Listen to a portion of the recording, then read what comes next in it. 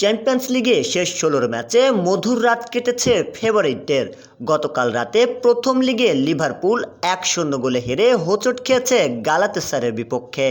League পর্বের ম্যাচেও তুরস্কের ক্লাবটির মুখোমুখি হয়ে একই ব্যবধানে পরাজয়ের স্বাদ পেয়েছিল লিভারপুল। আগামী সপ্তাহে ঘরের মাঠ অ্যানফিল্ডে গালাতাসারাইকে হারানোর কঠিন চ্যালেঞ্জ নিয়ে মাঠে নামতে হবে লিভারপুলকে। এদিকে নিউক্যাসলের বিপক্ষে ১-১ গোলে ড্র করে যেন হাঁপ ছেড়ে বেঁচেছে বার্সেলোনা। সেন্ট জেমস পার্কে বার্সেলোনার বিপক্ষে ৮৬ মিনিটে গোল করে পুরো স্টেডিয়াম মাতিয়ে তোলেন হার্ভে বার্নেস। এই গোলেই বার্সেলোনাকে হারানোর স্বপ্ন যখন দেখতে শুরু করেছিল নিউক্যাসল, ঠিক তখনই যোগ করা সময়ের ৬ মিনিটে ম্যাচের শেষের কিকে গোল করে বার্সেলোনাকে দারুণ এক ড্র এনে দেন লামিনে ইয়ামাল।